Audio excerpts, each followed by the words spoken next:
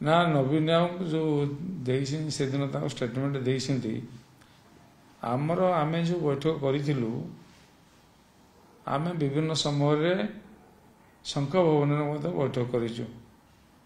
ଯେତେବେଳେ ଦଳର ଅଫିସିଆଲ କାର୍ଯ୍ୟକ୍ରମ ହୁଏ ଶଙ୍ଖ ଭବନରେ ମିଟିଂ କରିବାର ବ୍ୟବସ୍ଥା ଅଛି, କିନ୍ତୁ ଅନ୍ୟ ସମୟରେ କିଏ କୋଉଠି ଚା ପାଇଁ ଡାକିଲା, କିଏ କୋଉଠି କ'ଣ କଥାବାର୍ତ୍ତା ପାଇଁ ଡାକିଲା, ସେଠି ଶଙ୍ଖ ଭବନରେ କରିବାର ଆବଶ୍ୟକତା ନାହିଁ। ଯିଏ ଯୋଉଠି ଡାକିଲା ସେଠି ବସିପାରିବୁ। ତେଣୁ ସେଇଟା ଯୋଉଟା ହେଇଛି ସେଟା ଯୋଉ କଥା କୁହାହଉଛି ସେ ଶଙ୍ଖ ଭବନରେ କାହିଁକି ହୋଟେଲରେ କରାଗଲା, କୋଉ ହୋଟେଲ, କ୍ରିଷ୍ଟାଲ କ୍ରାଉନରେ ଆମକୁ ଡାକିଥିଲେ ସେଠି ବ୍ରେକଫାଷ୍ଟ କରିବା ଲାଗି, ଏବଂ ସେହି ହିସାବରେ ବ୍ରେକଫାଷ୍ଟ ପାଇଁ ଆମେ ଯାଇଥିଲୁ। ଏବଂ ବ୍ରେକଫାଷ୍ଟ ସମୟରେ ସ୍ୱାଭାବିକ ଯେତେବେଳେ ପଲିଟିକାଲ ଲୋକ ଏକାତ ହେଇଛୁ ରାଜନୀତି ଉପରେ କିଛି କିଛି ଆଲୋଚନା ହୁଏ, ତେଣୁ ସେଇଟାକୁ ବିଭିନ୍ନ ଲୋକ ନବୀନ ପଟ୍ଟନାୟକଙ୍କ ପାଖରେ ବିଭିନ୍ନ କଥା କହିକରି ଇଏ ଗୋଟେ କାମ କରେଇଛନ୍ତି ଯୋଉଟା ଠିକ ନୁହଁ। ଆମେ କୋଉଟେ ବସିବୁ ଉଠିବୁ ସେଟା କ'ଣ ପାର୍ଟିର ନିର୍ଦ୍ଦେଶ ନେବୁ, ସେଟା କ'ଣ ପ୍ରେସିଡେଣ୍ଟଙ୍କ ନିର୍ଦ୍ଦେଶ ନେବୁ, ତା ତ ଠିକ ନୁହଁ। କିଏ ସେ ବ୍ୟକ୍ତି ଜଣକ ଯିଏ କି ଏଇ ସବୁ ନବୀନ ବାବୁଙ୍କ କାନରେ ମିଛ କଥା କହିକି ଏ ସବୁ କାମ କରୁଛନ୍ତି ସାର୍? କିଏ ସାର୍ ଆପଣ ଜଣେ ସିନିୟର ଜଣେ, ଆପଣ କ'ଣ କହିବେ ସାର୍? ନା ସେ ବିଭିନ୍ନ ଲୋକଙ୍କ ନାଁ ଶୁଣା ହଉଛି, ତେଣୁ ସେଟା କନଫର୍ମ ମୁଁ ନାହିଁ, ତେଣୁ ମୁଁ କାହା ନାଁ ମୁଁ କହିପାରିବିନି, କିନ୍ତୁ ସମସ୍ତେ ଜାଣିଛନ୍ତି, ଆପଣମାନେ ଜାଣିଛନ୍ତି, ଜାଣିକି ଆମକୁ ପଚାରୁଛନ୍ତି। ଭିକେ ପାଣ୍ଡିଆନ ଯେପରି ଭାବରେ ଚଳଉଛନ୍ତି, ଗୋଟି ଚାଳନା କରୁଛନ୍ତି ବିଜେଡିରେ, ଆପଣ ମାନେ ଅତିଷ୍ଠ ହେଲେଣି, କିପରି ଦେଖୁଛନ୍ତି? ଆପଣ ବୟୋଜ୍ୟେଷ୍ଠ ମାନଙ୍କୁ ସମସ୍ତଙ୍କୁ ଅଣଦେଖା କରାଯାଉଛି। କିଛି 4 ଜଣ ମୁଷ୍ଟି ମେୟର ଯେପରି ବିଧାୟକ ଅଛନ୍ତି ତାଙ୍କର ଫଳରେ ଦେଖୁଛନ୍ତି ପାଣ୍ଡିଆନ ରହିବାର ଆବଶ୍ୟକତା ଅଛି, ତାକୁ କିପରି ଦେଖୁଛନ୍ତି?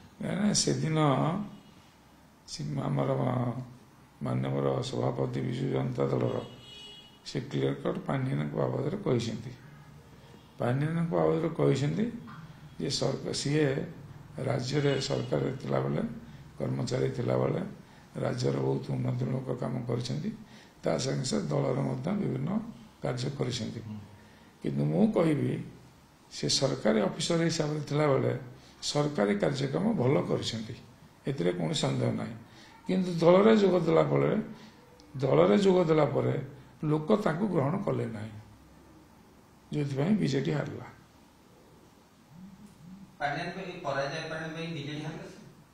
ବିଭିନ୍ନ କାରଣ ଅଛି, କିନ୍ତୁ ତା ଭିତରେ ବିଭିନ୍ନ କାରଣ ଅଛି। ଲୋକ ଆମର ବହୁତ ଦିନ ଶାସନରେ ରହିଲୁ, ତାପରେ ଆମ ଲୋକମାନେ ଟିକେ ଏତେଟା ସିନ୍ସିୟରଲି ଲାଗିଲେନି। ଦ୍ୱିତୀୟରେ ଓଭର କନଫିଡେନ୍ସ ସବୁ ହେଇଗଲା, ଆମେ ନିଶ୍ଚିତ ଜିତିବୁ। ଏବଂ ତୃତୀୟରେ ଏଇ ଯୋଉ ପ୍ରଚାର ହେଇଗଲା ଯେ ନବୀନ ବାବୁ ଯୋଉ 2ଟା ଜାଗାରେ ଠିଆ ହେଲେ ସେଥିରୁ ପ୍ରଚାର ହେଇଗଲା, ବିଜେପି ବାଲା ପ୍ରଚାର କଲେ ଯେ ଗୋଟେ ଜାଗାରେ ନବୀନ ବାବୁ ଛାଡ଼ିବେ, ପାଣ୍ଡିଆନ ଠିଆ ହେବ, ପାଣ୍ଡିଆନ ଦାୟିତ୍ୱ ନେବେ। ଏଇଟା ଲୋକ ଗ୍ରହଣ କଲେ ନାହିଁ, ଏଠି ବି ଗୋଟେ କାରଣ।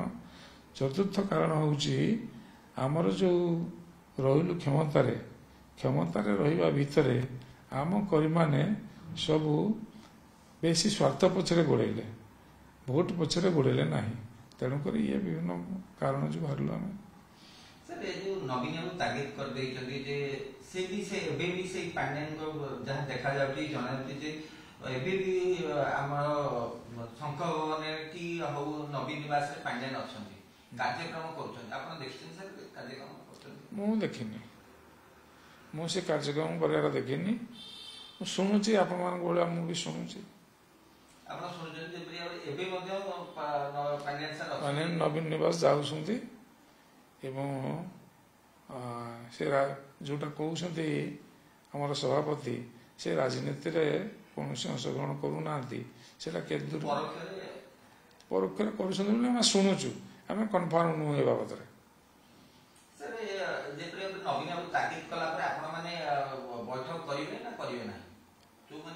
ନାଇଁ ଆମର ନବୀନ ବାବୁ ଯୋଉଟା କହିଲେ ସେଇଟା ଶଙ୍ଖ ଭବନରେ କରିବା ଲାଗି ସିଏ ଗୋଟେ ଅଲଗାରେ ବୁଝିକିରି କହିଲେ।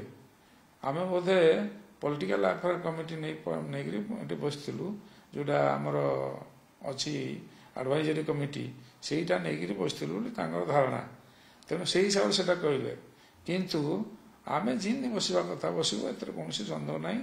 ଯୋଉଠି ଯିଏ ଡାକିବ ଆମେ ତା ଘରେ ବସିବୁ, ଜଳଖିଆ ଖାଇବୁ, କଥା ହବୁ, ଏଥିରେ ଆମ ସ୍ୱାଧୀନତା ଉପରେ କି ହସ୍ତକ୍ଷେପ କରିପାରିବେ?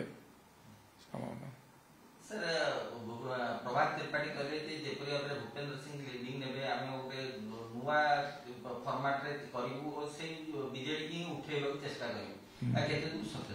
ନା, ଆମେ ଯେତେବେଳେ ବସୁଛୁ ଆଇଦର ଅଫିସିଆଲ ବସୁ କିମ୍ବା କାହା ଡାକରାରେ କାହା ଘରେ ବସିକିରି ଆଲୋଚନା କରିଥାଉ, ଚା ବ୍ରେକଫାଷ୍ଟ ସମୟରେ, ଚା ପିଆ ସମୟରେ ଆଲୋଚନା କରୁ, ସେତେବେଳେ ଦଳର ହିତ ପାଇଁ କାର୍ଯ୍ୟ ଆମେ ଚିନ୍ତା କରୁ ଏବଂ ଦଳ କେମିତି ଆଗକୁ ବଢ଼ିବ, ଆମର ସଭାପତି କେମିତି ଆଗକୁ ଦଳକୁ ନେବେ, ସେ ବାବଦରେ ଆମେ ସବୁବେଳେ ଆଲୋଚନା କରୁ। ଏବଂ ଆମେ ଅତୀତରେ ଯେଉଁ ଆଲୋଚନା କରିଥିଲୁ ଏବଂ ସଭାପତି ମଧ୍ୟ ଭେଟିଥିଲୁ ଯେ ଯେଉଁଟା ହେଲା ୱାକଫ ବିଲ୍ ଆମେଣ୍ଡମେଣ୍ଟ ବିଲ୍ ଉପରେ ଆମର ହେଲା, ରାଜ୍ୟସଭା ସଦସ୍ୟମାନେ ଯେଉଁଭଳି ଢଙ୍ଗରେ ବିଭିନ୍ନ ଚିନ୍ତାଧାରାରେ ବିଭିନ୍ନ ମତ ଦେଲେ, ସେଇଟା ଠିକ୍ ହେଇନି। ସେଇଟା ଗୋଟେ କ୍ଲିଅର ହେଇଯିବା କଥା, ଇଏ କିଏ ଏଥିରେ ପଶିଥିଲା, କିନ୍ତୁ ସେଟାକୁ ଏପର୍ଯ୍ୟନ୍ତ ଆମର ମାନ୍ୟବର ସଭାପତି କ୍ଲିଅର କରିନାହାନ୍ତି। ୱାକଫ ବିଲ୍କୁ ନେଇକି ଯୋଉ ଭାବରେ ସସ୍ପେଣ୍ଡ ପାତ୍ର ରହିବେ, ସେ ନିହାତି ସସ୍ପେଣ୍ଡ ହେବା ନିହାତି ଆବଶ୍ୟକତା ଅଛି, ଦଳର କାର୍ଯ୍ୟାନୁଷ୍ଠାନ ନେବାର ଆବଶ୍ୟକତା ଅଛି। ନିହାତି ଯଦି ସିଏ ସୋମୋଟ କରିଥିବେ ନିହାତି ତାଙ୍କ ବିରୁଦ୍ଧରେ ଆକ୍ସନ ହେବା ଉଚିତ।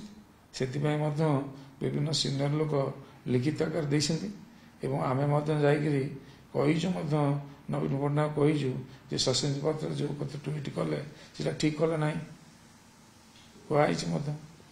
ସଭାପତି କଣ କହିଲେ? ସଭାପତି କହିଲେ ମୁଁ ଦେଖୁଛି, କଣ ବୁଝିଛି, କରୁଛି। ମୁନା ଖାଁ ମଧ୍ୟ ଯାଇଥିଲେ ଦେଖା ଭେଟିବା ପାଇଁ, ସେ କହିଲେ ପାଣ୍ଡିଆନ ହଟାଅ, ନବୀନ ବିଜେଡି ବଞ୍ଚାଅ, ଏଇ ଯୋଉ ନାରା ଦେଲେ, ୟାକୁ କଣ କିପରି ନବୀନ ନିବାସରେ କାହିଁ ନାରା ଦେଲେ? ତାହେଲେ ନିହାତି ପାଣ୍ଡିଆନ ସେଠି ଗୋଟି ଚାଳନା କରୁଛନ୍ତି ନବୀନ ନିବାସରେ ବସି।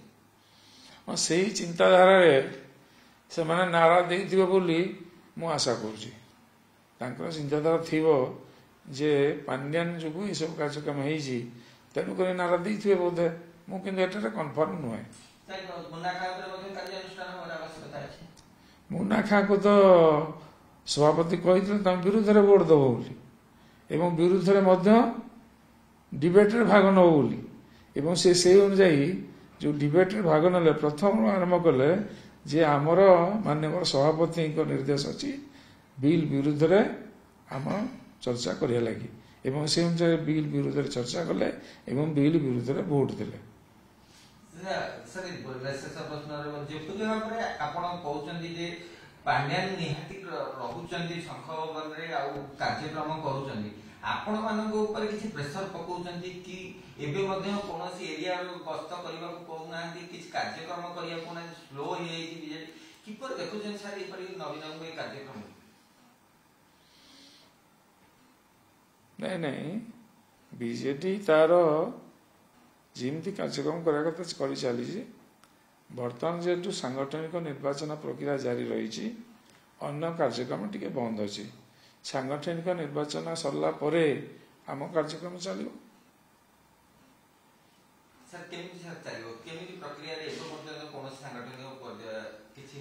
ସାଂଗଠନିକ ନିର୍ବାଚନ ସରିଲା ପରେ ଆମର ବିଜୁ ଜନତା ଦଳର ବିଭିନ୍ନ ଜାଗାରେ ବିଭିନ୍ନ କାର୍ଯ୍ୟକ୍ରମ ଚାଲିବ, ଯେମିତି ଚାଲୁଥିଲା। ଭୂପେନ୍ଦ୍ର ସିଂ ଯିଏକି ଆମେ ଯାହା ଜାଣୁଛୁ ଭୂପେନ୍ଦ୍ର ସିଂ ଦାୟିତ୍ୱ ନେବେ, ଆମେ ସମସ୍ତେ ଏକାଠି ହେଇକି ତାଙ୍କୁ ସମର୍ଥନ କରିବୁ, ସେ ଯୋଉଠି ମିଟିଂ କରିବେ ଆମେ ଯିବୁ, ୟାକୁ କିପରି ଦେଖୁଛନ୍ତି? ୟାକୁ ଏହା ଦ୍ୱାରା ପାଣ୍ଡିଆନ କ୍ଷୁବ୍ଧ ହେବେନି ସାର୍? ନା, ଭୂପିନ୍ଦର ସିଂ ନୁହେଁ, ଭୂପିନ୍ଦର ସିଂ ଡାକିଲେ ବୈଠକ ହଉଛି, ଆଉ କିଏ ଯଦି ଧର ଡାକିବେ ସିନିୟର ଲୋକ ଆମ ନାଇଁ লিডিং নেবে বলে হিন্দি চর্চা হয়নি, ভূপিন্দর সিং লিডিং নেবে বলে কেবে চর্চা হয়নি।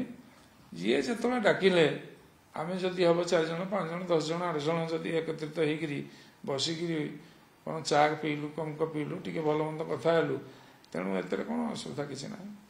ଅନେକ ପ୍ରସଙ୍ଗ ଯିବା, ଯେପରି ଭାବରେ ଆପଣ ମଧ୍ୟ ଯୋଗ ଦେଇଥିଲେ କ୍ରାଉନ ହୋଟେଲରେ 2 ମାସ ତଳେ ମିଟିଂ ହେଇଥିଲା, ସେଇଠୁ ହିଁ ଆପଣ ମାନେ ଯାଇଥିଲେ? ନା, କ୍ରାଉନ ହୋଟେଲରେ ଆମର ଯୋଉ ମିଟିଂ ହେଇଥିଲା, ୟା ପୂର୍ବରୁ ମଧ୍ୟ ଅନ୍ୟମାନେ ହୋଟେଲରେ ମିଟିଂ କରିଥିଲେ ହେଲା। ଅତନୁ ସବ୍ୟସାଚୀ ନାୟକ, ସଞ୍ଜୟ ଦାସ ବର୍ମା ପ୍ରଭୃତି ଇଏ ମଧ୍ୟ କରିଥିଲେ। ତେଣୁ ସେଟା କୋଉଠି ମିଟିଂ କିଏ କଲା ସେଟା ଏତେ ଗୁରୁତ୍ୱ ଦେବା ଉଚିତ ନୁହେଁ। ମିଟିଂ ସେଟା ସ୍ୱାଧୀନତା ରହିବା ଦରକାର। ବାକି ପାର୍ଟି କାର୍ଯ୍ୟକ୍ରମ, ପାର୍ଟିର ଯେଉଁ ଅଫିସିଆଲ କାର୍ଯ୍ୟକ୍ରମ ସେଟା ଆମର ପାର୍ଟି ଅଫିସରେ ସଂଘ ଭବନରେ ହବା ନିହାତି ଦରକାର।